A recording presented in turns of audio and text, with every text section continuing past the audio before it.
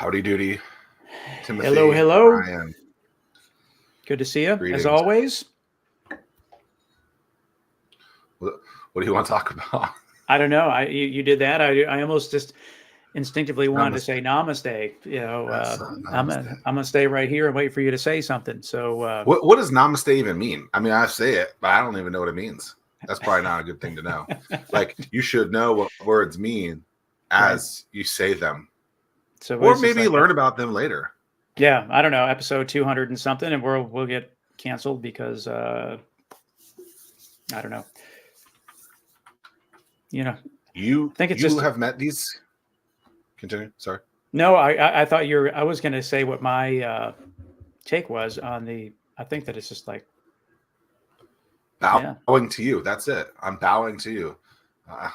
Okay. There the you light go. in me sees the light in you, according to James, producer James.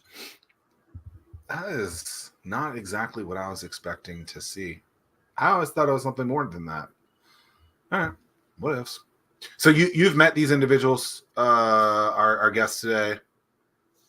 Yep, we met one time. We met on the rooftop at the Assembly Building. Yes.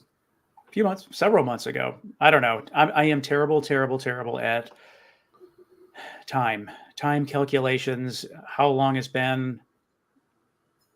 Just not good. But yes, we did meet at a rooftop function. Timelines, memory lanes. Yeah, that can always be a difficult thing to try to keep up with. I remember a couple weeks ago, you and I were doing this memory lane chat, and to try and piece things together was, even though we're like 15 years ago, that was interestingly enough, memory lane. I mean, so it almost blends right into what we're going to talk about today with sunset messaging. So welcome to the show, guys. Thanks for having us. Hey, Tim. Hey, Zach. Thank you. Yeah. Always fun to have a foursome show here and to see how this goes. You know, we're used to doing threes. Well, and the thing is, at least I don't know how it is on your screens, but it's like when we have three, it's always us two on the top and the guests on the bottom. Now, at least now it's a perfect square and you guys are on the bottom. I don't know if there's a way to reorganize that or anything, but from a level, from a dominant standpoint, I always wondered if people would look at that like, these guys trying to take the dominant stance, if you will. We look down at you. Yes. Oh goodness. No, I appreciate you really think about that, Tim? Four squares. I've never thought about that. Really? Yeah. It has crossed my mind a time or two. And clearly it hasn't weighed on me that much in the sense of this is the first time I brought it up in 200 episodes. So it is interesting. I like to see like different broadcasts, not just our show, but like different broadcasts that have interview shows to see where the placement of things are, where the humans are. And it's like sometimes like there's video that's showing, and then there's people that are actually like in little boxes on the screen somewhere. It's very interesting to see how these companies are distributing the real estate, if you will. Mm-hmm. I don't think most have done a very good job of figuring that out, and maybe it's just because it's awkward, but it's definitely a challenge, I think. And so like the try box, when like let's say we take off Dave real quick, right? So like there's space right here below that is just wasted space. Now I guess we could throw in things like this, but it's just weird and awkward to have that open space. That's a better use of the real estate. See? we need fish and Dave's mug on here. I mean, this is great. Yeah. So sunset messages, walk us through. You have a 60-second type of. Go, Josh. Yeah, funny you should ask, Tim. I'd like to test out our 60-second pitch idea that we're going to be taking for a test drive next week. And so, without further ado, Tim, Zach, I'd like you both to, if you do me a favor, and think of the most important person in your life who you have lost. And then just holler out once you have that person in mind. Well, interestingly enough, the reason, so we were talking before we went live about going to Michigan. We were just in Michigan because my mother-in-law had just passed away. So that being extremely fresh. That I'm sorry to hear that, Tim. Yeah.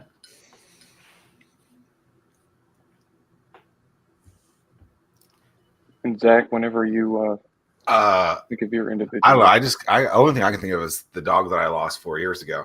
But from a human perspective, probably a grandparent. Okay. I would think. Yeah. And then now, if you do me a favor and think of the specific reason why they were important to you in this life, and Tim, for you, that's going to be obvious. She was your mother, man. And Zach, these are both pretty obvious. But if you want to think of, one specific thing that stood out, that would be great. And then I'd like you to ask yourself, what would you give to hear their voice one last time?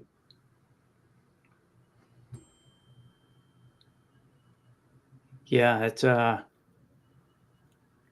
it's interesting in the sense of we're at the viewing. Actually, tomorrow will be a week, and people were pulling up old voicemails,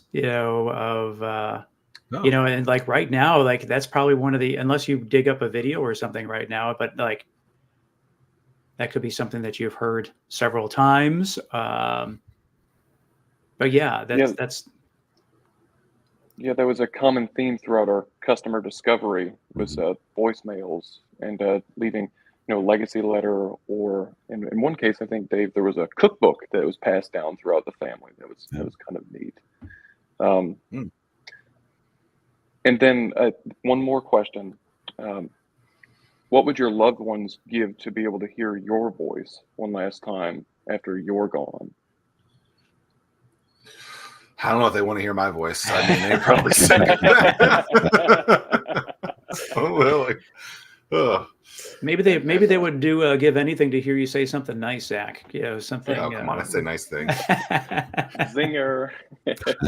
Or maybe this is another opportunity for us to have a product where people pay to never hear someone's voice again. Thanks, Zach. Yeah, at least my voice isn't as bad as Gilbert Gottfried. I mean, geez. Right? Oh, geez. Yeah. But yeah, sunsetmessages.com allows you to give this gift to your loved ones. It allows you to create messages containing pictures, audio, video, and words. And those messages are then stored on our servers, and they are released to your friends, family, and loved ones once you pass away. And so that is the 10,000 foot view of what Sunset Messages does. Dave, maybe you could, if you want to add anything. Just that they'll be delivered via text and email. Okay, thank you, sir. Yeah. So the person who is recording the message, what type of things are you anticipating them saying? Because it's them while they're alive to then be heard after. And so are you guys guiding them in, here's some things that you could say? It's a very, I don't know what I would say if I was in that situation. Well, I guess, yeah. So I'm just curious, do you guys, so someone's, and we can get into how the business works, but perhaps you have a bunch of prompts that you ask, hey, the such and such just occurred. Tell us how you feel about that. And then you save those conversations and then they get released when it's scheduled or when it's appropriate. At this point, that's not how it works, but we have a full page of prompts, some brainstorming ideas to give them thoughts on how to start their messages and what to include in them. I love you, I forgive you. I think we've got about 15 different subheadings of ideas to get them started on the messages. Yeah, that's again, this being so fresh for me, I guess for something that I would want, at my, I want a funeral. I don't want a funeral. Mm-hmm. And, I want something, to me, I would like something to be released. It's hey, I don't want any tears shed. Let's celebrate the great times we had together, or, something like that. That would be of my interest to release that, so that, along those lines. I think that's pretty cool. Yeah. Yeah, Tim, you and I see eye to eye on that. And I had the unfortunate, I don't want to call it pleasure, but the words have escaped me right now. But my previous employer, they lost, so two of the technicians over there both lost their wives within a week of each other. It was a very sad situation. And I attended both of those funeral services. And then additionally, the team lost a sales rep. And so I had three funerals within about 3 weeks, maybe call it a month, that I had to go to. And it was interesting to see the juxtaposition of the Catholic funeral that I went to and then the celebration of life ceremony that I went to for another individual. And I think both have a purpose, but I really enjoyed the celebration of life and the general party that ensued to celebrate this young man's fantastic life. And so, yeah, you and I see eye to eye there. I don't know. I love that experience. Yeah, I dig the fact that, I mean, gosh, life is really, really precious, and you never know. So, I mean, I just think, gosh, if you were able to pre-record something, and if life went away too soon and you had kids or whatever, you'd want to, release something to, your child on graduation day or whatever the case is. They get married. I don't know. There's so many different things that I think that, that resonates with me in the sense of, some can view if you lost life, that what would you, to your point, Josh, what would you give to be able to hear your father or your mother send something to you on momentous occasions? I think that's pretty cool. Yeah. And we'd like to think that folks would be using this for, I don't know, several reasons, but one would be the legacy letter aspect, where, for example, my father might leave his hopes and aspirations for me as I continue on through this life. And then another aspect we hope that it would be used for is for comfort, just to try and be there for that individual. And then also for fun, for just looking back and celebrating. And so just to segue quickly, unfortunately, well, I should say fortunately, we don't have access to these messages. The way the system is set up is very private in nature. So we don't know if they're using it for legacy letter or trolling, to be completely honest with you. But yeah, thought that would be worth mentioning. I can't help but laugh. One of the fun aspects would be me telling my wife how to use all the electronics in the house. She would be lost. She would not like you in that moment. So how does a company like Sunset Messages come to fruition? What was the inspiration? Is this something that you wanted yourself and you decided to create, or how did it come to be? So for me, it was back in 2019. And it was a very introspective time in life for me. And I had a lot of time to think, a lot of downtime. And I've always been a serial entrepreneur. Ever since grad school, I never got the corporate job. I've had desktop publishing business. I've had a payphone business. I've had a sound massage business. I've been doing real estate for the last 20 years.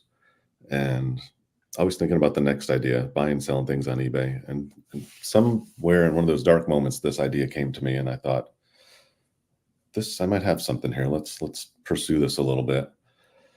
So that was probably mid 2019. And then around Christmas time, I went back to Buffalo, which is where my family is, for the holidays. And I had been spending a lot more time talking with my sister, Renee. And she and I were growing closer because of different difficult things going on in both of our lives at the time. And I presented this idea to her, and I said, let's talk about this when we get together at Christmas. And so we spent a full day.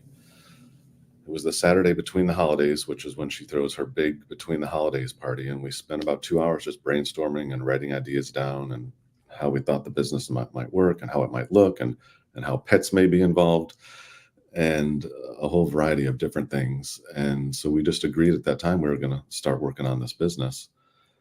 And so I came back to Virginia after the holidays, and we communicated back and forth, and we're working on the, how to move forward and incorporate and things like that.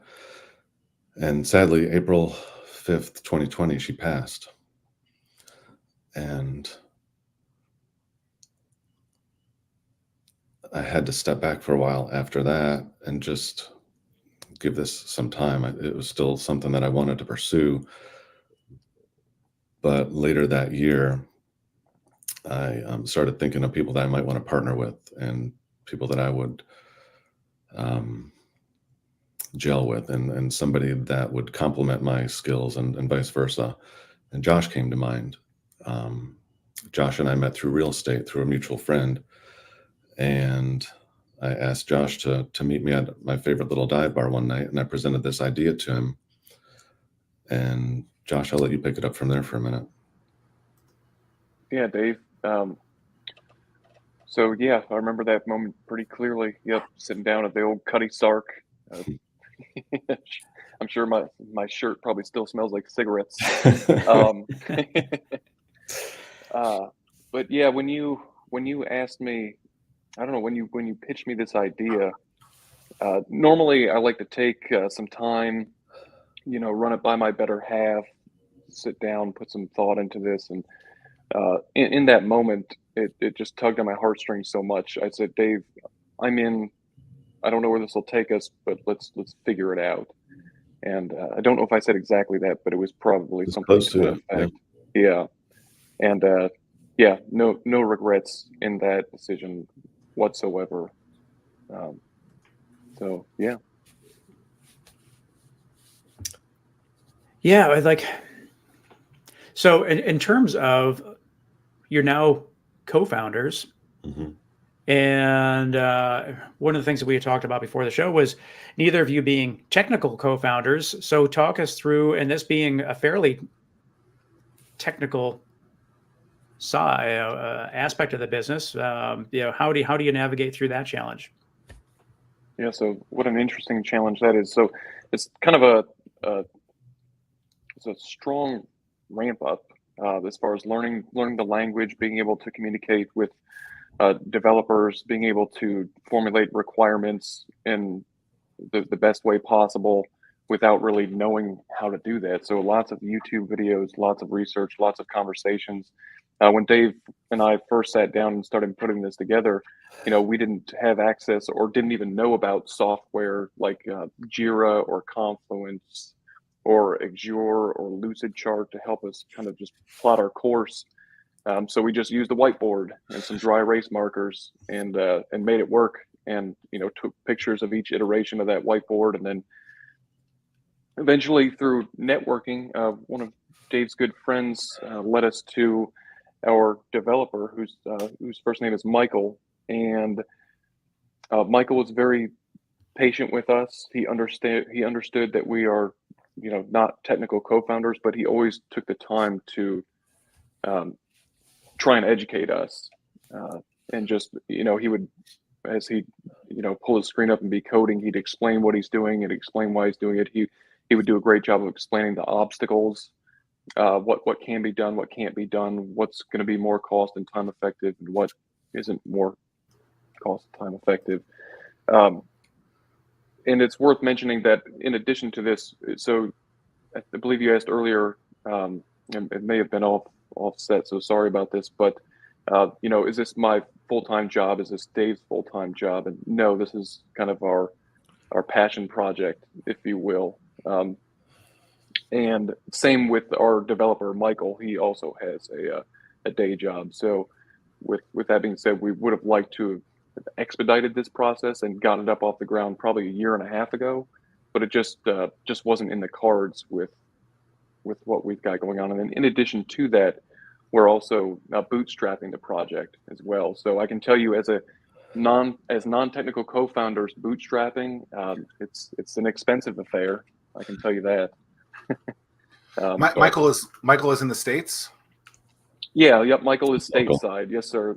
That's one thing. We time and time again when we met with mentors and such, we were told, guys, you might want to look about going across the pond, getting some developers from another country. And Dave and I felt pretty strongly that we wanted to try and keep it in-house if possible. So those mentors have never done that then, because there's no way that was good advice. I'm sorry. Like, I've never heard of a story of anyone having good experiences with anything overseas, because there's so much of a barrier. Yeah. And so that's what our thoughts were. And we were fortunate enough where Michael would even sit down in the room with us and let us watch him code. And that it was such an eye-opening experience to see how that works behind the scenes, and really gave us some insights. And Zack, funny you should say that, because I'm pretty sure everyone that mentioned that to us, well, not everyone, there are a couple exceptions. They're not developers. They're in a different industry, and they just know that that's where you get cost savings. But you kind of get what you pay for. But you never get a product that is deliverable. Exactly. You get what you pay for. And we're able to strike a deal with Michael where it was a fair deal, where we could get the job done and make sure that, he gets rewarded for his efforts. And Well, it's interesting just in terms of how much technology has changed in the last couple of years, especially from the AI standpoint. I mean, like, is it in your roadmap that you only need a certain amount of audio recordings, and then you can, through the use of AI, you can essentially create any message that you want to with that person's voice? Yeah, so we are definitely tracking that, and that's part of a big part of being a co-founder and leaders of a company is trying to see that arch, look around the bend, see what's coming next, be aware of it. And although we're not necessarily able to act on it right now, yes, we are tracking that. I don't think that we want to get away from what's the word I'm looking for here? The authenticity of Someone's the actual voice. Individual saying this.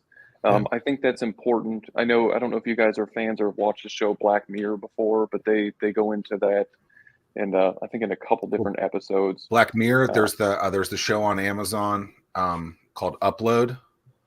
I haven't seen that one. Have you seen that, Dave? I've seen it. Yeah, it's cute. Yeah, it makes you really think. Like, is this a possibility? Because there were some Black Mirror episodes that are like that too. Right. And Tim, have you ever seen it? I have not. Okay. Is it worth watching? Upload, yes, because it seems like it's a lot closer than we've ever been to that.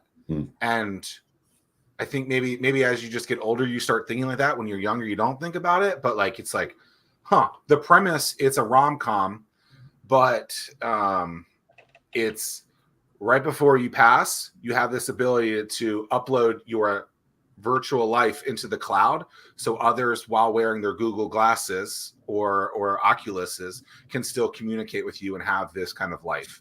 And it's quite interesting. The whole scenario of, oh wow, like, is this a thing? Like, wow. And it really makes a difference how much you pay for it. I think, if I remember right. Oh yeah, it's a paper play. Yeah, it's great. It's so there. Yeah, I mean, so like some people will pay a lot and they get more. Some people don't, and they just get like the GeoCities website. Like, oh my goodness. It's a good show. It's well done. It's one of those shows that I think everyone should watch just to think about.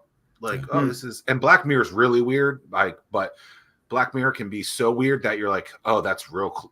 That seems, it's so weird, but it's so close that it's really terrifying. Yeah. To reality is what that show. Yeah.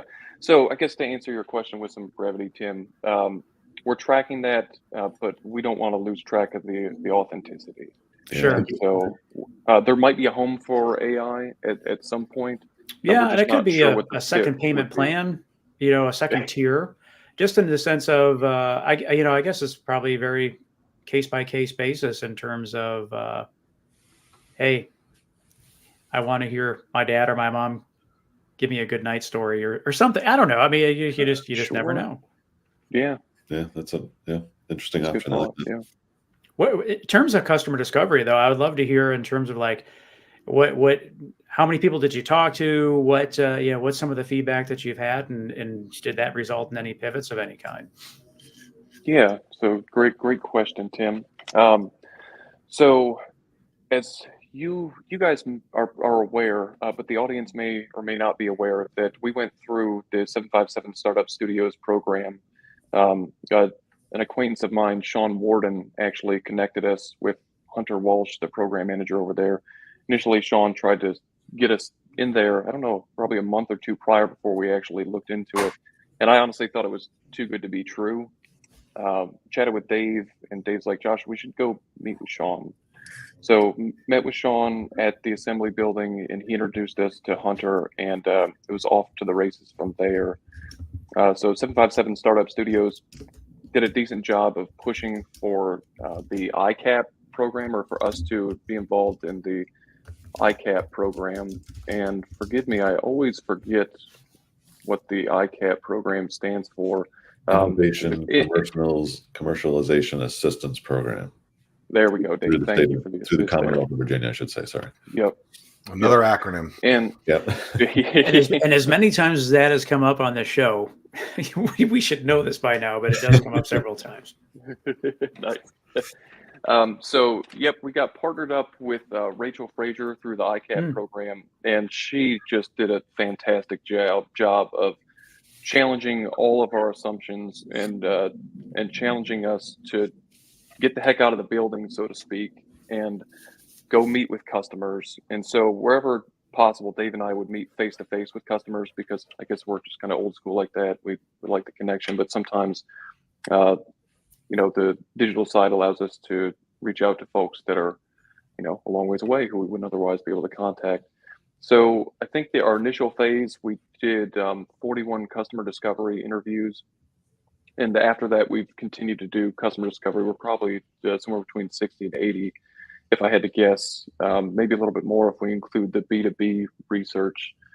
And during our initial customer discovery, we came across several instances, enough to show a pattern of the demand for something like our service. And one of those patterns was the voicemail aspect, which I believe you mentioned earlier, Tim. So we came across time and time again where people would say, yeah, I've kept my father's voicemail. I listened to it, I don't know, all during the holidays, or I pull it up, once a month, and unfortunately we've heard some sad stories where they had voicemails, and those voicemails were unfortunately lost when they would switch phones or switch providers. And that was pretty heart-wrenching. And I don't think Dave and I fully appreciated the emotional aspect of interviewing our potential customers and turning over some of these rocks. And there were on several occasions there were folks that it would get quite emotional. I know it sounds dull. Well, of course it would, but I don't know. You can know that, but it's different when you're in there interviewing them, and they're in some cases folks that, and in most cases folks that we don't really know, and because that's part of the customer discovery, is interviewing people that you're not friends or family with, or that are maybe one or two circles removed. And yeah, it was very interesting how willing they were to open up to us about these very, very emotional experiences. In those conversations, yeah, at being emotional, like, did you guys ever think about pulling the plug and saying, I can't do this because this is too emotional for me, because it's okay? No, it made it even more important, I think, to be successful with this. Got it. Agreed. It was kind of full speed ahead. Like we've got to figure this out. We've got to look out for these folks that don't have their voicemails anymore. We've got to look out for these, I should say, future folks, right? The next generation, so to speak, if you will. Yeah, so another good question. Another big thing that Rachel challenged us on was who our customer really was, and in our minds, it was always the retired generation, somebody that's a little bit older but still tech savvy. And what we hadn't thought about was, what about their kids who want to receive these messages? They could buy the messages for their parents, for their grandparents, for their aunts and uncles, something along those lines. So that caused us to pivot a little bit as well and add another group of customers, really. Where are you right now in terms of with the product? I mean, do you have an MVP? Or are you beyond an MVP? Where do you stand? Yeah, so MVP was, man, that was pushed out for a special friends and family release. What would have been, and Dave, feel free to correct me if I'm wrong here, but I think it was April late 22, I think. April. Okay. Yeah. Based on some feedback from that, we went in and revamped our homepage, changed. We went ahead and modified some functionality based on customer feedback. Honestly, we changed a lot of stuff, Dave. I can't even begin to go down the list. We renamed, relabeled certain things. For example, our delivery delegate functionality. I think it used to be called the executor functionality, but through customer discovery, we realized that a lot of folks, they don't have an executor of their estate, they don't have a trustee, and it's unfortunate. We can get into this a little bit later if you like, guys, but most people don't have even a will set up. So yeah, we back to your original question. Yeah, we pivoted on several occasions to accommodate good, solid customer feedback that was presented in patterns. So that way we're not just kind of chasing our tail. Oh, this person wants this feature. Let's go ahead and do that and spend all the money to do this. But it turns out it's just that one. But it's going to sound like I'm talking out of both sides of my mouth right now. But one of the things that Rachel would challenge us with is that, well, guys, don't discount the outliers. If you have that one data point that's like, don't just dismiss it. Maybe take it and ask the question, dig deeper, maybe do another interview with that individual and try and better understand, and then incorporate that conversation in your customer discovery. So, yeah. Where are you? Where do you stand? I mean, what's the closest thing, or are there competitors to what you're doing right now? Dave, do you want to take this one? The closest one that we found is a company in Australia that just offers videos that are pre-made and kind of pre-canned, but there's nothing quite like us out there. Yeah, we haven't looked in a couple of months, but it's nothing exactly like us. There is one other company, Dave. I believe they're called the Postage, something to that effect. That one, yeah. Yeah, and they are stateside, and they're more of it seems that they're more of a full service. I shouldn't say full service. They offer a lot more services regarding end of life, transition to end of life. Right. Yeah. And I believe they have the message aspect as kind of a footnote. A more simplified version of what we have. Yeah. And I do believe, if memory serves, that it's more text related. I don't believe they have audio or video functionality at this point. So you wouldn't consider Facebook as a competitor and the ability to go through someone's feed? Yeah, so that's a great question. I think that with Facebook, especially with, forgive me, I don't dabble in Facebook a whole lot these days, but I know that they have, Dave, is it a legacy contact or something to that effect? I think Apple does the same thing, that allows people to go in and manage their websites or their Facebook pages, and then you can memorialize a Facebook page, and then you can kind of have something to go back and look through, all their posts, all their memories, all their videos. We believe that what sets us apart from something like that is ours is more personal. It's more private. Facebook, honestly, like, you go on Facebook these days and it's a troll show. Most people's Facebook pages it's typically politics at worst and kittens at best, and every now and then you'll see some good stuff there, but that's kind of how we set ourselves apart. It's very private. That is so interesting. I don't disagree with that. Yeah. That's what I'm saying. It's just like, gosh, when you think about how Facebook started and where it is today, I log on to Facebook maybe twice a year at this point, and but gosh, when you think about the legacy that you leave, and you think about the worst legacy that you can leave on, because it is someone just Just being angry about the world. So it's a wild ride on that place. Yeah. So So you said basically no competitors are like you.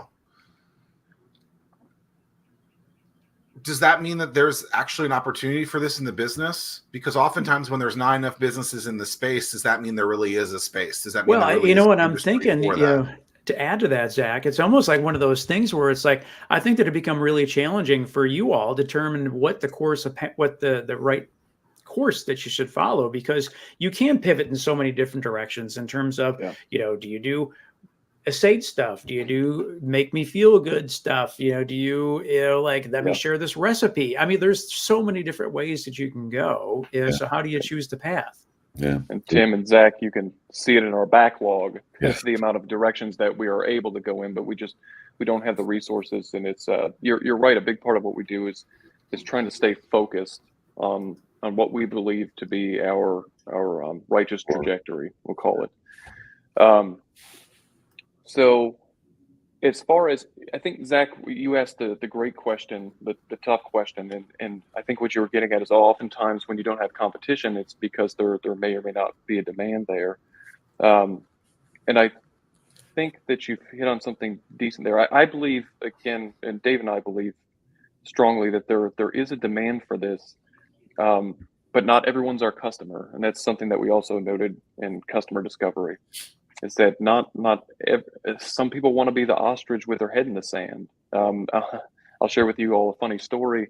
So during our customer discovery phase, once we pushed the original Friends and Family release out, I sent out an invite to my chiropractor to just get some input from him. I've always appreciated his opinion on things through various conversations. And so I sent that to him. And then during my next visit with him, he shuts the door, which he never does. And he says, young man, the next time you have me questioning my life trajectory and the validity of my life, I would really appreciate that you give me a warning or a heads up, because I was sitting down on my couch with my dog and my boys and my wife, questioning all things life related. And he did tell me, he said, Josh, I'm the ostrich with his head in the sand. I'm not going to die. And that was fascinating for us to hear, right? Because here we are, a very intelligent, successful man, and he just doesn't want to have these conversations. And so I think what Dave and I are running into right now is, and to your point, I guess further to your point, Zach, is our take rate is a bit slow right now. We do have paying customers, which we're very thankful for. What we're running into is a lot of folks don't like to have these difficult conversations, and the statistics will substantiate that when you look at the percentage of folks, especially younger folks, that do and don't have wills, which we mentioned earlier. So I think a big part of what Dave and a big part of our obstacle at this point in time is just getting people to talk about this, talk about the fact that the only thing that's certain is that the four of us chatting right now, sadly enough, we're going to pass away. It's going to happen. And when that happens, we have people that depend on us and that care about us a great deal. And it's up to us to look out for them, not only in the financial aspect, but also the emotional aspect. And in some cases, that can be more important. And so the big part of what Dave and I are trying to do is just get people talking. And I think that it's happening now, especially with millennials and younger. I would argue that statistics show that we're talking about death more. Where younger folks, there's been an uptick in the amount of younger folks that are getting wills. We're not as afraid to have these types of conversations. And I think that arguably we're coming around as a company at the right time. And as you all know, timing is everything. Are we too late? Are we too soon? Only time will tell. But I feel confident that we're here at the right time to move the needle and to help people and to help the ones that they leave behind.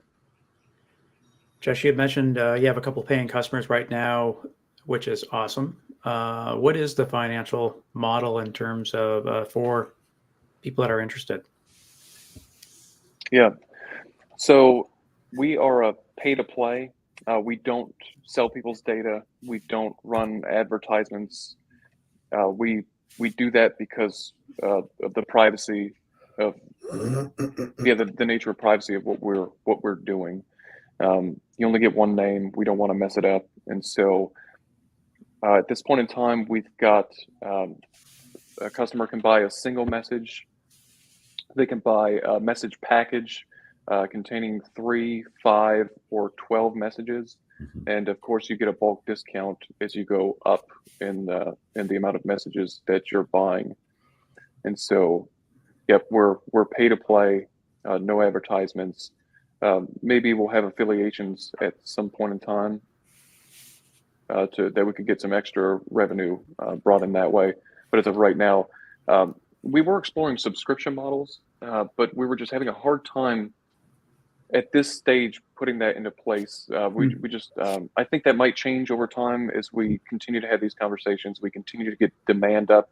We may find a home for a subscription type model, which I think, that's a lot of our mentors have said, you've got to figure out the subscription side. You've got to figure out the subscription side. That's how you get that reoccurring revenue. That's how you scale.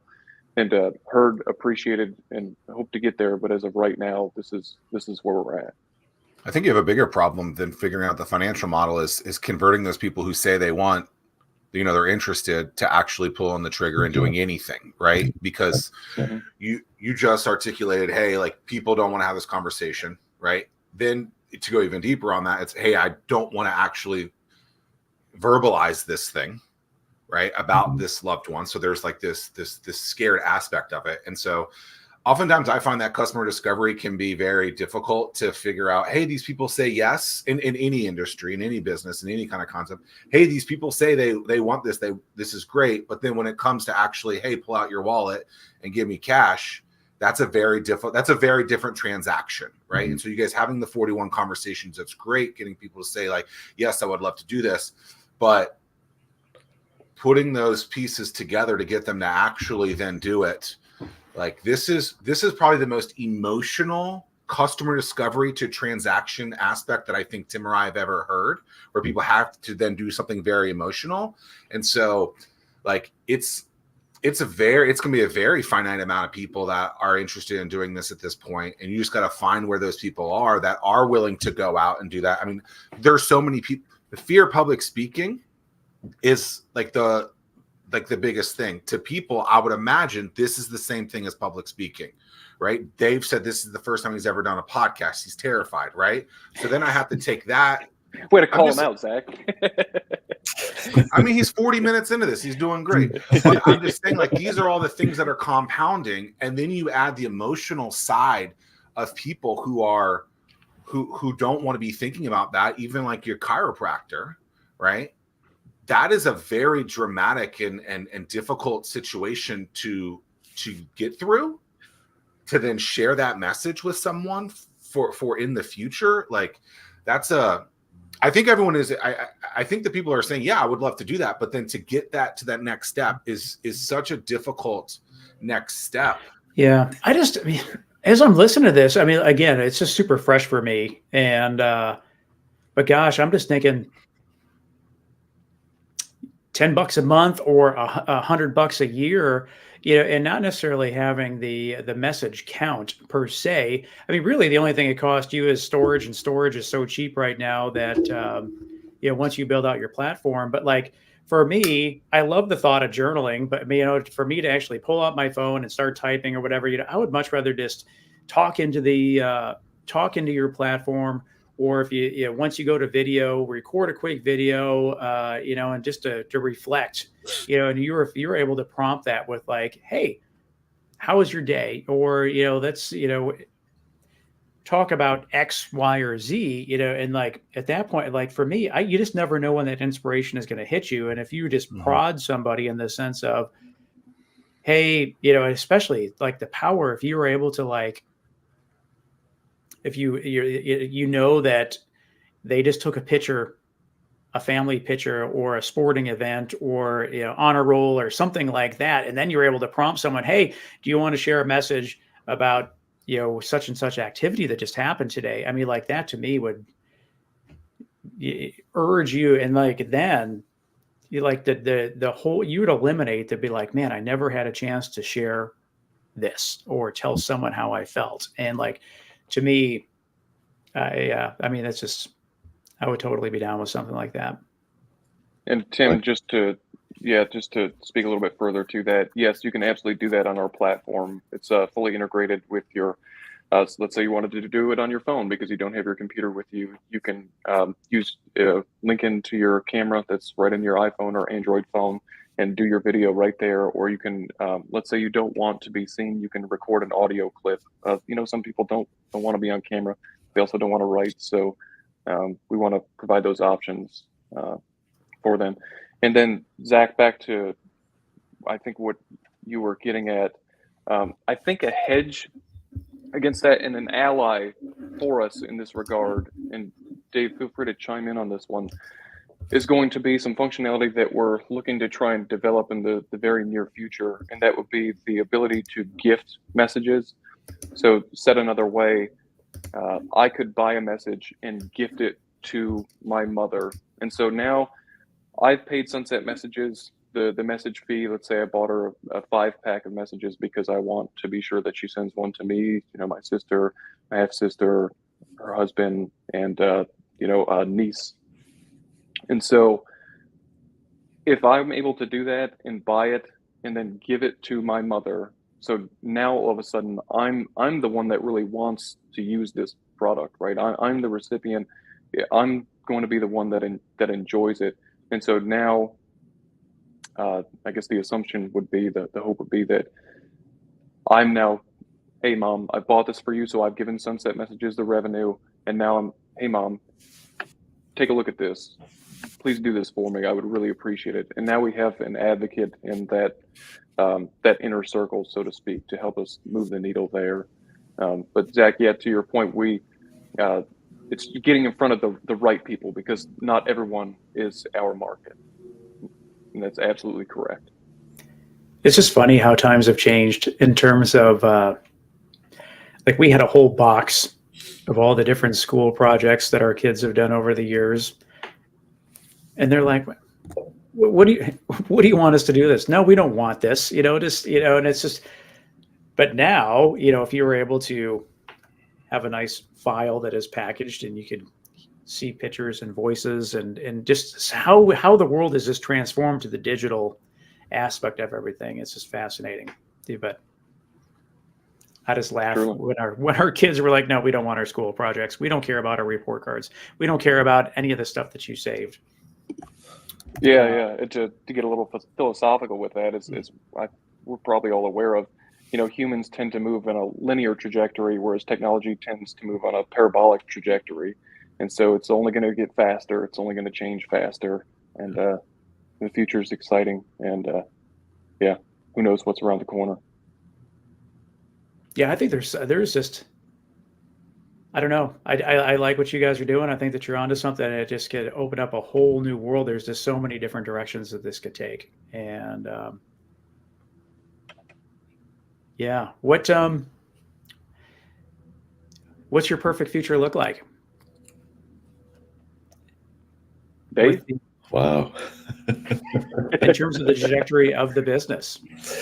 A Super Bowl commercial was our goal. With a younger person sitting down watching the game and receiving a message from their parent or their grandparent is something that we came across during a business-to-business interview. It just kind of stuck in our brains that if we could make it to that level, that'd be pretty sweet.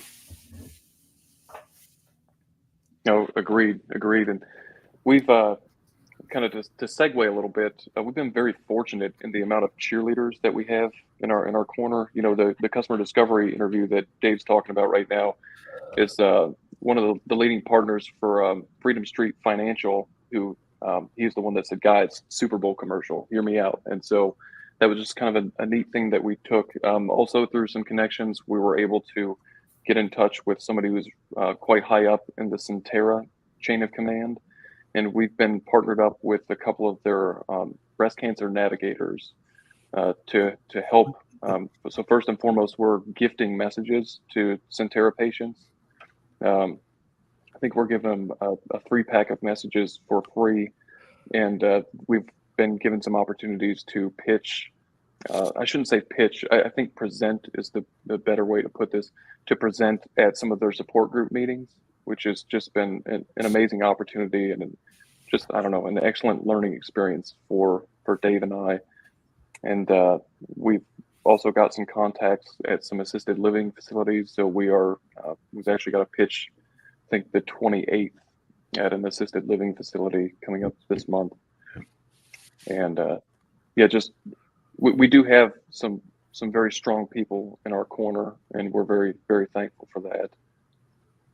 And we want to be able to give these away to specific groups as well. One that Josh mentioned, any kind of terminal patients, our first responders, our Navy SEALs, special forces, just to give back to the community and allow them to have these messages and give them for free. And to your point, Tim, earlier, I think it was you that made the point, cost of storage is only going down over time. So our cost to give these messages out at this point, it's somewhat nominal. So, yeah. Yeah. Zach, what would be a message you would want to leave behind? I have no idea. Like, I'm terrified of that. Like, I don't know. Like, I don't know. Like, I'm like your chiropractor right now. I'm like, damn, why'd you open this door for me? Like, come on. like there are some nights where I'm like, you just get on that little thinking spree, and you're like, oof, this is tough. So yeah, but it's interesting in the sense, like, at the same time, some people put their head in the sand and rather than pour emotions out to them and tell them how they actually feel, like face to face in person, that this might be a platform for them to share those feelings. And then, gosh, Josh, as you mentioned, it's all gonna end at some point, and then to have that as a legacy message that's left behind. Yeah, perhaps that's the way to do it too. Agreed. What was that bar you guys went to and met? Where the Cuddy Sark was a little dive bar in Ocean View. Started back in 1965, I believe. Wow, is it still there? No, they closed it 2020. Later that year, the family that ran it just got tired and wanted to retire. They tried to sell it, but they ended up selling to a developer that's putting up a senior living apartment building right now. Sad. I have to drive by it every day. It used to be my second home. Yeah, I mean, like, Ocean View's got like what? There's like Greenies and there's Camel's gone. Yeah, Lagoon is gone. Yeah. Oh, the Thirsty Camel is gone. It burned down, didn't it? Yep. Yeah. I went there once. That was a terrifying place. You're not wrong. I knew Greenies was wrong. That place was always fun. Wow. I lived in Ocean View for 2 years. That was always a fun place. The Cuddy Sark, I never went there. I went there once for St. Patrick's Day, and that was enough.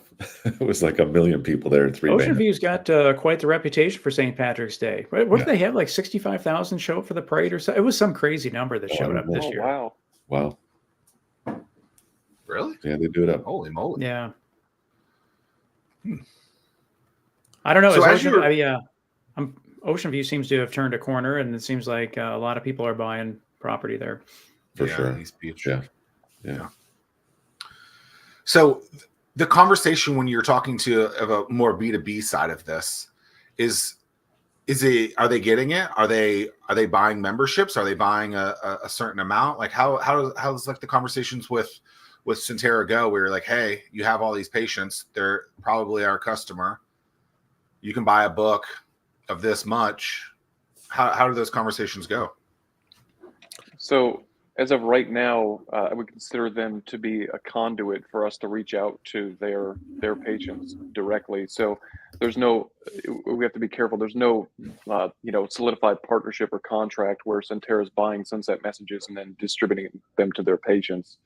That's just not the case at this point in time. We have reached out to local funeral home director with some promising feedback there. And Dave, we actually need to reach back out to that gentleman pretty soonishly. Yep. He's pretty heavy into the pre-need side of things on the funeral home side, and he's also willing to take chances to provide services above and beyond for his clients. And we are one of the services that he is willing to take a chance on. So that's pretty exciting.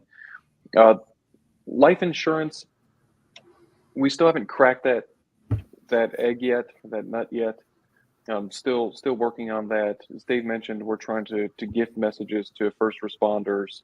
We're actually trying to get in front of the Navy SEAL Foundation right now. So if you guys have any contacts over there, please send me an email. Yeah. Also, estate planners, estate planning attorneys. We don't have any solidified partnerships at this point in time, but we're knocking on doors. So that's where we're at in that regard. Yeah, it's interesting. I just think that as the younger generation, I mean, they're just so used to documenting their life, that this will lend well for them in terms of, if anything, who knows, maybe you're on you're early in terms of where you're at and things. It's just a matter of maintaining and keeping things moving forward, and then the market will catch up with you. Do you plan to bootstrap as long as you can, or is there are you looking into raising capital, or are you just going to bootstrap this as long as you can? We've started to consider taking on investors, and we've started to consider possibly partnering with companies coming on with as equity partners with us in the development and marketing spaces. Yeah, so as we talked about earlier, bootstrapping and being non-technical co-founders is quite expensive. So we right now may or may not be exploring at the incipient stages of exploring bringing on a more of a technical individual, bringing them on with equity perhaps. So that way it would help suppress our costs a bit on the technical side of things. There's of course some risk there for the individual that comes on, but the reward, I would argue, is there as well. And as one of my favorite artists likes to say, scared money don't make money. So, yeah. Is that Pitbull? No, that's actually Killer Mike. Pitbull says it as well. Oh, really? But gosh, yeah, I don't know. I just think that if anything, I would like to see you guys execute as quickly as possible and keep on pushing out product updates. Yeah, I mean, I think that this just opens up a whole world of opportunities to the point where I bet you, yeah, gosh, I don't know how many, and they'll never to be released. Crazy clips that Zack and I have clowning around. How easy that would be just to upload that stuff. How many existing things are on someone's phone right now where they could just upload that and add that to their legacy? I mean, that's just a quick way to jumpstart that process. Yeah. And again, there are zero of those. And again, our platform allows you to do that with great ease. We've got drag and drop functionality. You can just go to your phone and say, okay, I want to upload this file. I want to upload this video. I want to upload this. And there you have it. Yeah. What's something you want to talk about that we haven't talked about?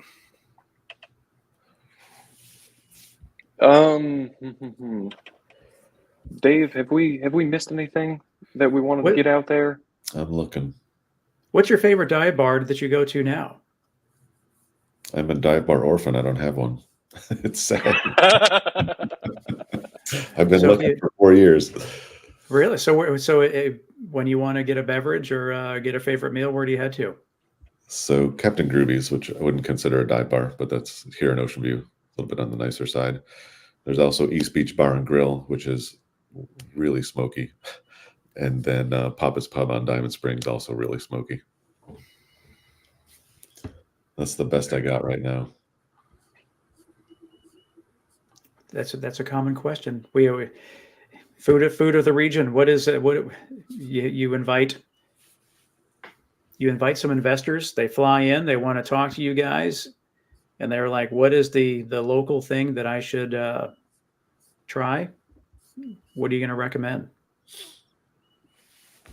We like going to Varia or the Glass Light on Granby Street. Yeah, that seems to be a pretty popular place. Big Easy. We hang out there once in a while. Josh? Gershwin's could be good too. Gershwin's, yeah. Yeah, they've a nice, healthy bourbon selection. So I'm a fan. And we like going up to the Ironclad Distillery in Newport News. Ah, there you go. That's what we're That's missing. probably our favorite. Yeah. Not really a bar food place, but cool place to hang out. Yeah. Well, they got Benny's right next door, right? They do. Yeah. Yeah, they sure do. Yep. Pizza slices the size of your chest cavity. Zach, what's your record? Do you think that at one point did you think that you could do that challenge? I mean, I probably could, but challenge? Is it the whole pie? I think the challenge. I think I could do at least. Realistically, I could do at least 6 slices, and then it's just pushing through. Holy crap! But I have told my wife that I have retired as a professional, as an amateur professional competitive eater. I mean, just for context, you can't even What do you fit think that weighs? I don't know, but you can't fit that pizza when it's in the box. You cannot fit that. You cannot go out the door unless you tilt the box. Right. I mean, that thing is just ginormous. I wonder what that weighs. I mean, it's also like the worst food to eat from that kind of perspective. So it's just all bread. Grease. It's all dough, right? Yeah. I'm not even worried about the grease. I mean, the grease, I guess, is bad, but like, at least if you were eating like a 5-pound steak, that's different than eating 5 pounds of pizza. I would cut it in squares too. I think six.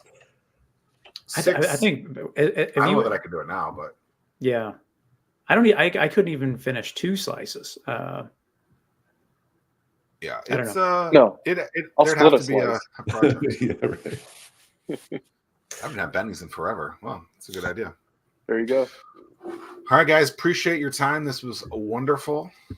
Thank you so best of much. luck to you both. Yeah, thank you. Yeah, thanks for helping us have the conversation, gentlemen. Really appreciate it. Appreciate it. Thank you. You are welcome.